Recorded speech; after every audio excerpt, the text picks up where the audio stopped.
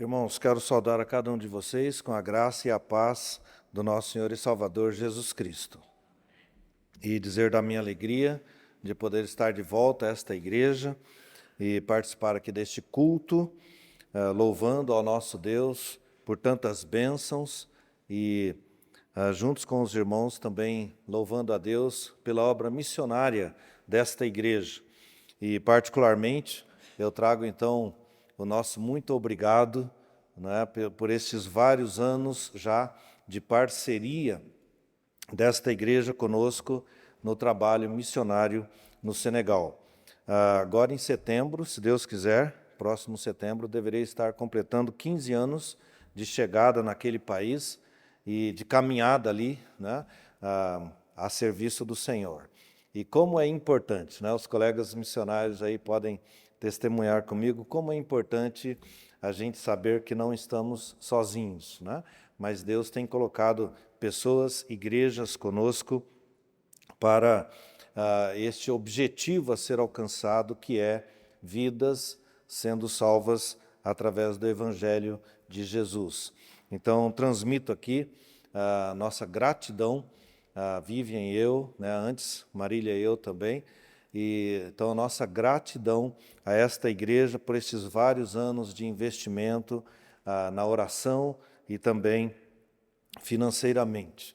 A minha palavra também de gratidão ao pastor Roster, né, também aos irmãos do Conselho Missionário, né, a toda a equipe pastoral, e nós temos sido ricamente abençoados através desta parceria.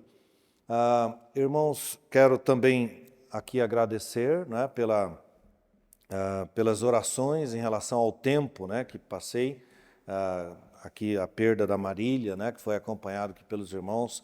Aqui é uma parte da família, inclusive, né, a tia Nilva, a Laís, a família querida aí, outros membros da família que fazem parte aqui desta igreja. E a gente agradece as orações, né, pela perda, pela passagem da Marília há alguns anos.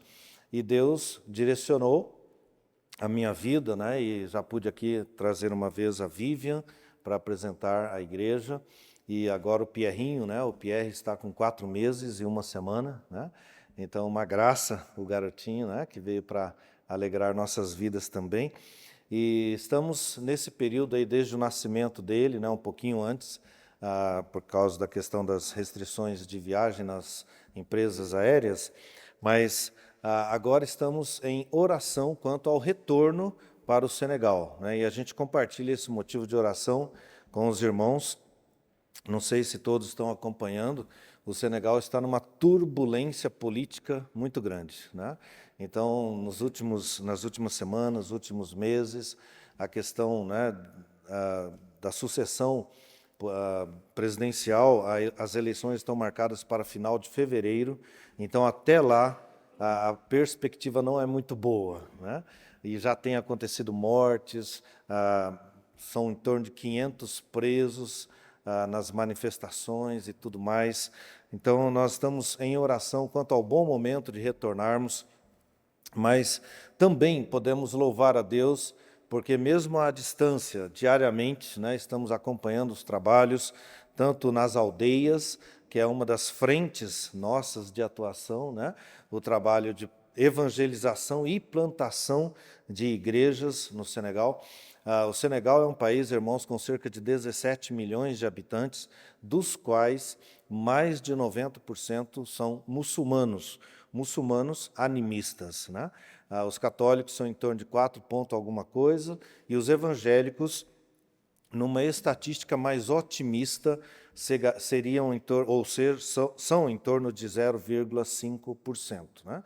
Então, um desafio muito grande, mas Deus tem nos abençoado, Deus tem feito a sua obra, né, através de nós, podemos dizer assim, e temos visto igrejas nascendo, né, pessoas se decidindo por Cristo, professando a sua fé, sendo batizadas, e também obreiros surgindo destas igrejas que temos visto nascer lá no Senegal.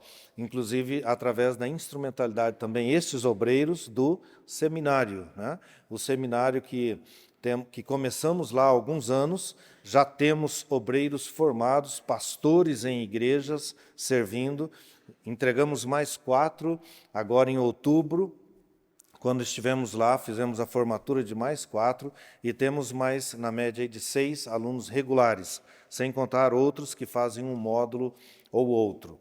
Então, graças a Deus pela existência do seminário Centro Teológico Presbiteriano do Senegal, do qual eu participo como diretor e um dos professores, assim como também outros colegas da APMT lá no Senegal. Então, graças a Deus, tanto nas aldeias os trabalhos continuam, quanto através lá dos obreiros nacionais ligados a nós, quanto o seminário, também os trabalhos nas prisões, são cerca de 30 prisões no Senegal, e em apenas 17 delas tem algum trabalho cristão sendo feito, seja ele católico e ou evangélico. E a nossa visão, então, é estabelecermos equipes em todas as prisões, que estas equipes estejam indo lá semanalmente, compartilhando do amor de Deus para aqueles detentos e detentas. E, além disso, irmãos, um outro motivo de louvor a Deus que compartilhamos aqui com vocês, né, parceiros nossos lá no trabalho, é o começo do trabalho com os meninos talibês, ou poderíamos dizer o recomeço, né? Marília e eu já tínhamos tido, há alguns anos atrás, esse trabalho que foi uma bênção, mas devido às circunstâncias que aconteceram lá no Senegal, tivemos que suspender, mas agora, em novembro, nós pudemos, então, alugar uma nova casa, temos um casal de obreiros lá, morando nesta casa, e eles recebem diariamente cerca de 100 meninos. Esses meninos são entregues, né, na idade aí de 2 anos para cima, pelos seus pais para os líderes religiosos islâmicos, para viverem nas escolas de internato islâmicas, onde eles decoram o Corão, né, e devem também fazer mendicância durante o dia dentro dos alvos, né, as metas, as cotas estabelecidas pelos seus líderes. E se eles não trazem esses valores, eles são duramente punidos. Então, se vocês quiserem até conhecer mais sobre os meninos talibês, né, essa palavra talibê em árabe é discípulo, aluno, então eles têm os seus marabus, que são os seus professores, os seus mestres. Esses meninos, irmãos, são em torno de 200 mil somente, né, no Senegal, sem contar outras regiões da África. E Deus tem nos dado esta bênção, né, de termos ali, diariamente eles chegam, tomam um café da manhã, recebem cuidados de saúde através de uma parceria que temos com uma irmã enfermeira lá, também missionária de outra missão, e ali eles também recebem a palavra e recebem oração através do irmão Mamigor. Esse irmão Mamigor é um ex-talibê, né, que foi alcançado pelos trabalhos da APMT lá no passado, ele e o Salil. O Salil é outro menino talibê também, que hoje é um obreiro juntamente conosco, nesses trabalhos todos que a gente faz. Então, o Mamigor, inclusive, agora se casou ano passado e a esposa está grávida de gêmeos. Então, vem o Timóteo e o Tito, aí a igreja está crescendo, né? Graças a Deus. O João Luiz, né, que já se casou também há alguns anos atrás, já teve o Samuel Gerson, né, o meu charazinho lá, e agora vem também mais um menininho. Então, a igreja vai expandindo aí através dos meninos também, e graças a Deus pelo ministério do Mamigor e da Daba, né, a sua esposa, com os talibês, nos dá muita alegria. Cada quinta-feira eles têm um almoço também, e isso tudo porque Deus tem se utilizado aqui da igreja também nesta parceria de alcance de vidas lá no Senegal. E um outro motivo de oração, irmãos, assim, para Deus nos dirigir, não é, se devemos caminhar realmente nisso e como vai ser esse processo, que é bastante desafiador, é a pré-escola. Estamos agora com este objetivo de começar uma pré-escola lá na nossa base de trabalho na aldeia, ali para aquela região centro-sul. E hoje, né, então amanhã, essa semana, estará tendo uma formação destes obreiros que estamos objetivando nesse sentido. Então, é um motivo de oração que a gente transmite também para vocês. E, irmãos, também em nome, né, de todos os missionários da APMT, né, a gente sempre traz aqui a nossa gratidão também pela igreja participar com todos os missionários através da prática, da execução, do cumprimento, né, daquela resolução do Supremo Concílio, né, pastor Camargo, de subir os dízimos dos dízimos, né, ao Supremo. Então, a igreja praticando isso, como acontece, não é verdade? Então, naturalmente, os dízimos dos dízimos de vocês sobem para o Supremo Concílio, e lá, dos 100%, 46% são empregados, né, em várias áreas aí, inclusive seminários e tudo mais. Mas 54%, irmãos, dos valores que sobem para o Supremo, dos dízimos de vocês, né, os dízimos dos dízimos, então esses valores são empregados diretamente na obra missionária, através das 4 autarquias da IPB, né? A JMN, plantando igrejas, revitalizando igrejas presbiterianas pelo Brasil, onde não há igrejas presbiterianas ou igrejas reformadas. Também, e ali o sustento é integral, irmãos, né, através deste valor que vem do Caixa, né, da IPB ali, do Comitê Gestor dos 54%. E a APMT, irmãos, todos os missionários têm um valor que vem diretamente desse Caixa também. Dependendo aí do orçamento, né, de cada missionário, que pode variar mais ou menos, então, mas digamos aí pelo menos uns 10% do que ele precisará pode vir então deste, ou vem necessariamente deste Caixa. Então, você que é dizimista na igreja, né?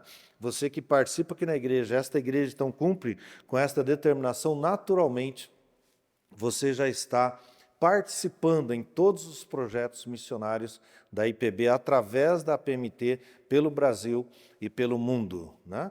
E naturalmente então os outros 90% em média, né? Aí vêm as igrejas parceiras com cada missionário para completar o seu sustento, né? E além da JMN, Junta de Missões Nacionais, além da PMT, Agência Presbiteriana de Missões Transculturais, tem também o PMC, Plano Missionário Cooperativo, e a APECOM, né, que inclusive porque o pastor Roster participa, né? É o presidente, muito bem lembrado.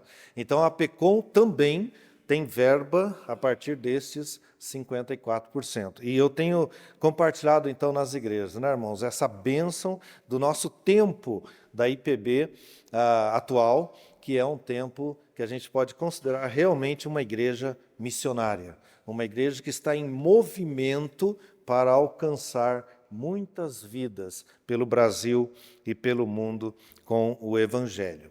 Irmãos, eu gostaria então de compartilhar com vocês um texto da palavra hoje, está em João 13, Evangelho de João, capítulo 13. E nós vamos ver os 5 primeiros versículos, mesmo assentados como os irmãos estão, acompanhem, por favor, a leitura que estarei fazendo nesses 5 primeiros versículos de João, capítulo 13. Diz assim: Ora, antes da festa da Páscoa, sabendo Jesus que era chegada a sua hora de passar deste mundo para o Pai, tendo amado os seus que estavam no mundo, amou-os até ao fim. Durante a ceia, tendo já o diabo posto no coração de Judas Iscariotes, filho de Simão, que traísse a Jesus, sabendo este que o Pai tudo confiara às suas mãos e que ele viera de Deus e voltava para Deus, levantou-se da ceia, tirou a vestimenta de cima e, tomando uma toalha, cingiu-se com ela. Depois, deitou água na bacia e passou a lavar os pés aos discípulos e a enxugar-lhes com a toalha com que estava cingido. Um texto bem conhecido nosso, né, irmãos? Que nos apresenta um pouquinho mais quem é Jesus Cristo. E a título de introdução, a gente pode pensar naquela frase bem conhecida, né, de todos nós: diga-me com quem tu andas e direi quem tu és, né? Aqui no sentido assim, de quem é que nos inspira, quem é a nossa referência, quem é que nos motiva a viver e como viver. E alguém disse assim: ter pessoas que admira para se inspirar é maravilhoso, pois olhar para elas é como estar de frente ao espelho do futuro e enxergar onde deseja chegar. Este tipo de admiração é extremamente positiva, afinal, ver uma pessoa realizando coisas que gostaria e que pretende fazer no futuro pode te trazer muito direcionamento e motivação. Por outro lado, é importante se questionar para identificar o que busca exatamente nessa relação e se a inspiração está sendo vivida no sentido mais amplo da palavra, ou seja, inspirando a ação. Então, inspiração de boas pessoas, de pessoa certa, de valores corretos que levam à ação. E, naturalmente, Jesus é a nossa maior inspiração. Jesus é a nossa maior inspiração, ele é o perfeito, aquele em quem ou de quem nós temos que realmente aprender. E, irmãos, aqui nós vemos, então, alguns aspectos aí sobre Jesus como servo. O que nós aprendemos dele aqui que nos motiva também a vivermos a serviço do nosso Deus? Então nós vamos pensar aqui no tema convicções motivadoras para uma vida de serviço a Deus. Eu pensei então nesse tema, o que nos motiva? Quais são algumas convicções que a gente tem que ter para o nosso serviço ao Senhor? A gente poderia também, irmãos, pensar em algumas convicções que nos tornam bem-aventurados na nossa jornada neste mundo. Se nós quisermos ser pessoas bem-aventuradas na nossa jornada, na nossa caminhada, nós aprendemos com Jesus também neste texto, aqui também, Jesus está prestes a entregar a sua vida em favor de nós. E a gente poderia pensar aqui, então, também um outro tema relacionado, convicções encorajadoras para os momentos difíceis. Convicções encorajadoras para os momentos difíceis. A primeira, irmãos, é a gente ter discernimento, compreensão do tempo que estamos vivendo, da época presente da nossa vida. Jesus aqui nesse texto, irmãos, o texto diz, ora, antes da festa da Páscoa, aqui no versículo 1, sabendo Jesus que era chegada a sua hora de passar deste mundo para o Pai. Sabendo Jesus que era chegada a sua hora de passar deste mundo, ou seja, de morrer, e ele retornar para o Pai. Jesus tinha consciência de qual era a época em que ele estava vivendo. Ele sabia que era uma época desafiadora, porque como Deus ele sabia o futuro, mas como homem, seria muito difícil para ele. Mas ele tinha, irmãos, esta correta leitura do seu tempo. Ele tinha essa correta leitura da sua época de vida. Ele estava em consonância com as direções do Pai para ele e, portanto, ele pôde enfrentar isso com serenidade, com firmeza, com confiança no Pai, e sem desistir, mesmo sabendo que a sua época era desafiadora. Nós também, irmãos, precisamos sempre entender este kairós de Deus, este tempo específico de Deus para as nossas vidas, tanto em relação a desafios, quanto em relação a decisões que tenhamos que tomar, tanto em relação à utilização do nosso tempo, a questão da sabedoria para se viver. Eu gosto muito de uma lição que eu tive com o reverendo Francisco Leonardo, há um tempo atrás, quando eu fiz um dos módulos aqui no Ando Jumper, e ele, então, falando sobre liderança pastoral, enfim, ele falou sobre os dois pêndulos do relógio, os dois extremos do pêndulo de um relógio, usando o exemplo para dizer assim sobre o trabalho pastoral, mas isso a gente pode aplicar em qualquer outra área, né? Não somente a parte ministerial, mas ele falou, um dos extremos a serem evitados é a preguiça. A preguiça, né? É aquele pastor ou líder, né? Ou então responsável, líder de alguma outra área, que fica só sendo negligente quanto às suas responsabilidades, né? Quem sabe muita internet, preguiça, né, de fazer o seu trabalho. Então, para esses, né, o texto ali do reverendo Francisco Leonardo é: vai ter com a formiga, ó preguiçoso, né? Então, vai ter com a formiga. Mas tem um outro extremo, irmãos, é o ativismo. O ativismo. A pessoa que se casa, né, com o seu trabalho, né? No caso, nós pastores, aí, quem sabe com a igreja, o ministério, e tem que tomar cuidado com isso, né? E aí ele negligencia a sua vida familiar, né? Ele ganha, digamos, o mundo, ou então, né, o seu trabalho, mas perde o mais importante, né, que Deus lhe confiou primeiramente ali, que é a sua família, né? Então, quanto a essa questão do ativismo, daí o reverendo Francisco Leonardo trouxe o texto, lembrou para a gente, quando Jesus está com os discípulos, ele diz o quê? Vinde à parte, o quê? Repousar um pouco. Vinde à parte, repousar um pouco. Então, Jesus, irmãos, ele é um exemplo nesse sentido também para nós, né? A gente está aqui ampliando, né, a aplicação, mas Jesus sabia que estava chegando a sua hora de ir para o Pai. Ele tinha consciência do seu tempo neste mundo, né, encarnado ali como um ser humano, e que estaria aproximando a sua época de partir, no sentido de morrer, né, claro, depois a gente sabe a continuidade, ressurreição, glória, enfim. Mas, irmãos, nós também precisamos ter este discernimento e entendermos o nosso tempo e tomarmos, então, decisões sábias no uso do nosso tempo. E aí eu gosto muito daquela frase, né, irmãos, que eu não lembro direito o autor, ela é atribuída, né, enfim, a Agostinho, enfim, mas diz assim: Senhor, dá-me serenidade para aceitar tudo que não pode e não deve ser mudado. Dá-me forças para mudar tudo que pode e deve ser mudado.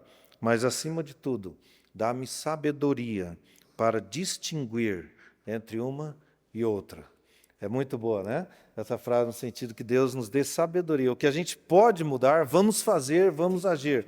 Mas o que não pode, então, tenhamos sabedoria, tenhamos serenidade. Mas, acima de tudo, a sabedoria para discernir entre uma e outra.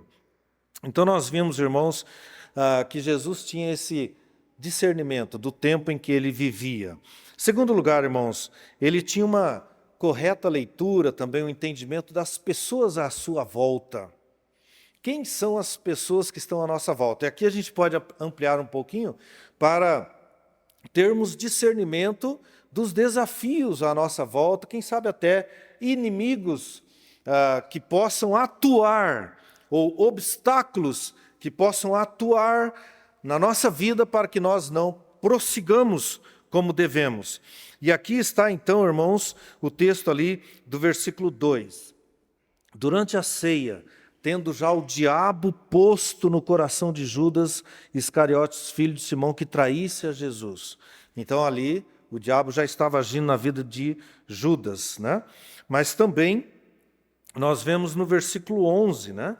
No versículo 11 aqui de João 13, pois ele sabia quem era o traidor. Jesus tinha consciência de quem eram as pessoas à sua volta. Ele sabia quem era Pedro, né? Aquele que permaneceria de pé apesar da negação. Mas ele sabia também que Judas era o filho da perdição. Aquele que seria um instrumento para até, quem sabe, tentá-lo, né, a sair dali do caminho. E seria um instrumento do diabo até para todo esse plano, né, que estava, enfim, são também instrumentos de Deus para o cumprimento dos planos.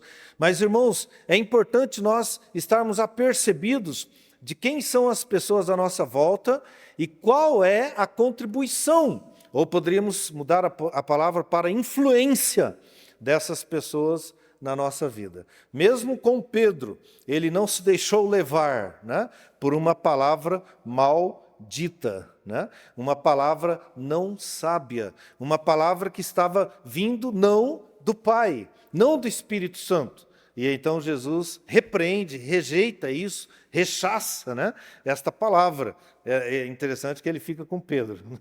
Mas a palavra, né, aquilo que não vem de Deus, a gente rejeita. Arreda-te, Satanás, né? Então nós devemos nos aperceber, irmãos, de quem são as influências que estão à nossa volta. E muitas vezes até, quem sabe, pessoas da família, mas que estão sujeitas a, em algum momento, não serem contribuições positivas para a nossa jornada neste mundo. E aí nós vamos ter que discernir, olha, eu agradeço sua preocupação, então sua palavra, mas eu tenho uma direção diferente e eu prefiro ir pela direção de Deus na minha vida. Então Jesus, ele tinha vários desafios, dentre estes os relacionamentos. Ele tinha várias pessoas com as quais ele convivia e que eram realmente pessoas que ele precisava discernir estas influências para não atrapalhá-lo na sua caminhada. Nós também temos que ter este discernimento, irmãos. As pessoas que estão nos dando conselhos, né? Sejam pessoas até próximas, sejam pessoas, quem sabe, as chamadas celebridades do mundo, né?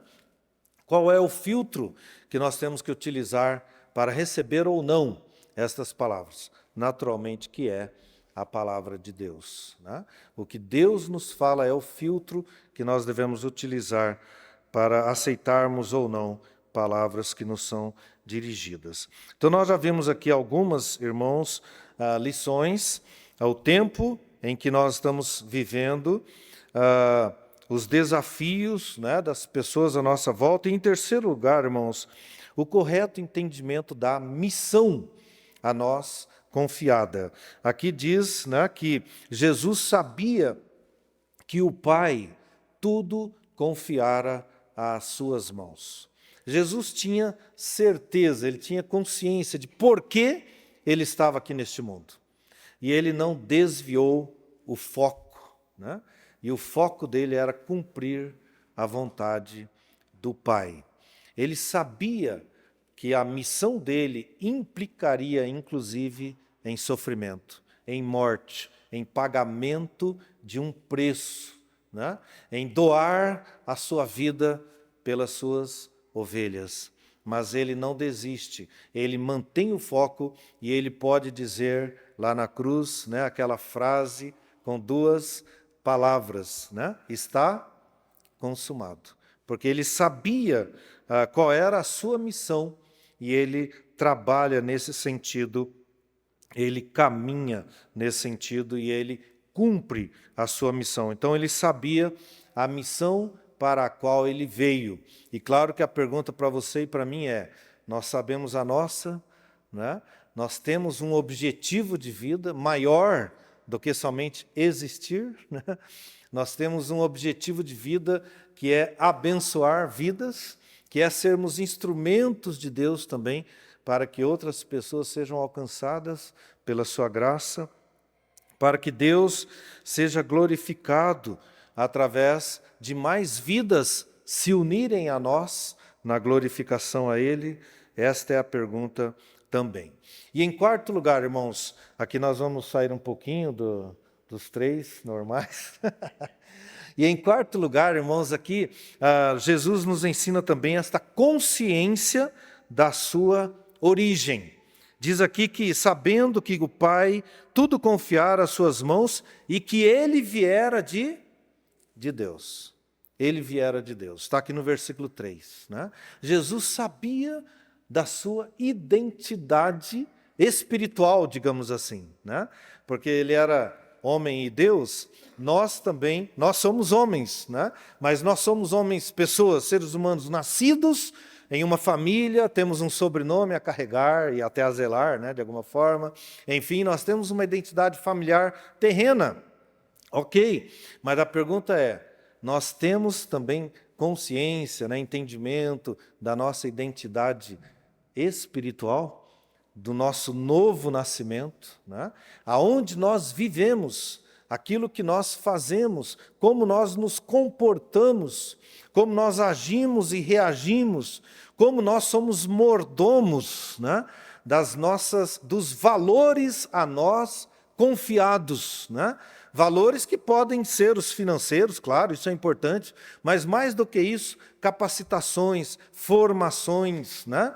Conhecimentos, enfim, como temos sido mordomos dos valores a nós confiados. E Jesus aqui, ele nos ensina isso, irmãos. Ele sabia da sua origem, ele sabia que ele viera do Pai, portanto, ele era Deus.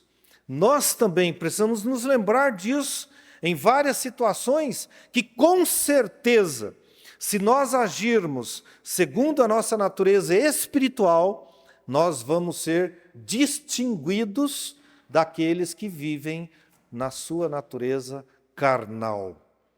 Se nós somos verdadeiramente conscientes, nós vamos inclusive enfrentar momentos difíceis, quem sabe ataques do inimigo, né, dizendo, você realmente não presta, você não tem jeito, olha, e ainda dizem que você é crente, mas você vai entender, sim, eu posso ter caído, mas eu tenho graça da parte do Pai. Eu posso deixar o chiqueiro e eu posso voltar para a casa do Pai, porque o amor dele me atrai e ele me recebe no seu amor. Então, irmãos, quando a gente tem essa consciência de quem somos em Deus, isto também nos motiva a ficarmos firmes e a caminharmos. E, irmãos, em último lugar, né, nós vamos ver a quinta convicção motivadora, está aqui ainda no versículo 3, quando diz, sabendo este que o Pai tudo confiara às suas mãos, e que ele viera de Deus e voltava para Deus. Jesus sabia a quem ele iria prestar contas. Ele voltava para o Pai. Agora, depois de tudo ter feito, né, ele pode dizer, eu te glorifiquei na terra, cumprindo a missão que me deste. Ele voltava para o Pai. Irmãos, muito mais, né, do que nós estarmos prestando contas, né, e de alguma forma isso acontece, é normal e é bom, né, que nós estejamos prestando contas uns aos outros em nível horizontal, né. Eu costumo dizer até que o sistema presbiteriano é muito protetor, né, pastor, assim, a partir dos próprios pastores, né, a continuar nos membros da igreja, porque é um sistema assim, que a gente se cuida uns dos outros, né? Ninguém está sozinho, não é verdade? Então, a começar na igreja, estamos aqui uns olhando para os outros, né? E eu até me lembro daquele filme, O Apóstolo, um filme antigo, não sei se alguém já assistiu, um filme secular, mas é muito interessante ali aquele filme, O Apóstolo, e daí esse homem, né, que está ali agora sendo recebido para ser o pastor de uma igreja, e aquele irmão, né, antigo pastor, está ali recebendo ele, e ele fala assim, ó, esse antigo pastor fala para esse novo, olha, eu não te conheço direito, mas vamos fazer um acordo, eu vou ficar de olho em você, você fica de olho em mim, né, e o diabo, ele está de olho em nós dois. Mas Deus está de olho em todo mundo. Eu acho muito interessante aquilo lá, sabe? E graças a Deus na igreja presbiteriana, né, nós temos esta proteção. E isto também é prestar contas. Não é? Os pastores com os relatórios, né, para o presbitério, etc. Né? Nós da PMT, relatórios também trimestrais para a missão, né? E até para as igrejas parceiras também, tudo. E todos nós, né, nós vivemos numa proteção, isso é uma bênção, e numa prestação de contas mútua, todos nós. Né? Mas, irmãos, acima de tudo, nós prestamos contas a Deus, não é verdade? É Deus quem sabe tudo sobre nós. Pastor Roster, pastor Camargo, pastor Alexandre, não sabem muita coisa, né? Talvez um tanto sobre alguns, né? Mas, irmãos, Deus sabe tudo, né? Uma coisa muito básica que a gente aprende, né? Na classe de catecúmenos é que Deus é presente e onisciente, né? Então, Ele sabe tudo. Então, é a Ele que nós prestamos contas, né? Daquilo que Ele nos pede, tanto em termos de vida, né, comportamentos, seguirmos os padrões da aliança, né? Nós estamos na família da aliança, então tem padrões, tem regras, né, a serem cumpridas, tem uma expectativa que se espera da pessoa, né? E assim também em termos ministeriais. Nós não fazemos, né, primeiramente para aparecermos para as pessoas, não. Nós não podemos ter estas visões erradas, mas nós estamos glorificando ao nosso Pai. Nós estamos fazendo o que Ele pede de nós e então nós o servimos. E finalizando, irmãos, então, eu lembro daquele livro, né, a Missão do Povo de Deus, né, de Christopher Wright. Muito interessante quando ele fala por que os discípulos, irmãos, foram até o final, até a morte, né? Mortes de martírio. E Jesus não estava mais com eles. Jesus não estava como que lançando aqueles olhares, né? Igual lançou para Pedro, quando Pedro o negou. Não, Jesus não estava mais, digamos, presencialmente, né? Estava através do Espírito Santo agora. Mas eles continuaram, irmãos, firmes. E foi o quê? Este relacionamento com o Senhor que os motivou. Jesus merece, eu o conheço, eu sei o que Ele me confiou a fazer e eu vou até o final. O Cordeiro merece. Irmãos, é interessante, eu falei que era o final, mas ainda não era. Ainda tem uma última lição aqui nesse texto que eu gostaria de compartilhar. Depois de toda essa consciência aqui de Jesus, que nos é mostrada, irmãos, nesse texto, né? Vamos relembrar quais são aí as 5. Né? Então, saber o tempo em que a gente vive, né? A situação presente, os desafios, né? Aqui é usado o exemplo do inimigo, né, o Judas, a capacitação, né, a formação que Deus nos dá e tudo mais. A gente sabe o porquê nós estamos aqui e o porquê nós temos os recursos que Ele nos confiou. Em quarto lugar, a sua origem, né? Nós sabemos da nossa identidade. E em quinto lugar, nós vimos aí sobre a quem prestamos contas, que é a Deus, o Pai. Irmãos, daí aqui diz o texto no versículo 4 e 5 que levantou-se da ceia, aqui está falando que eu já cheguei no meu tempo aqui, levantou-se da ceia, tirou a vestimenta de cima e tomando uma toalha, cingiu-se com ela, depois deitou água na bacia e passou o quê, irmãos? A lavar os pés dos discípulos. Somente alguém, irmãos, que tinha essa consciência, que a gente disse aqui em 5 pontos, né? Sabia quem ele era. Somente alguém assim tem condições de fazer o que ele fez. Lavar os pés dos discípulos. Ser alguém que serve. Ser alguém que vive, não é, para o próximo. Ser alguém que doa a sua vida. Ser alguém que serve ao Senhor, aonde Deus o tem colocado e da maneira como Deus quer utilizá-lo. Jesus é o nosso exemplo de alguém que sabia quem ele era e de que fazia o que fazia e fez o que fez em consequência a esta consciência. Vamos orar mais uma vez, irmãos? Te louvamos, Pai, por este texto. Te louvamos, Deus, por Jesus, o nosso Senhor, o nosso modelo, o nosso mestre. E aqui, Senhor, nós aprendemos mais sobre Ele, com Ele, ó Deus, e queremos, pela Tua graça, que estas lições sejam aplicadas à nossa vida pelo Teu Santo Espírito e que nós possamos, Pai, viver também nesta consciência de quem somos e então nós fazemos em consequência disso, em resultado disso. Conduz-nos, Pai, para o louvor do Teu nome. Oramos em nome de Jesus. Amém.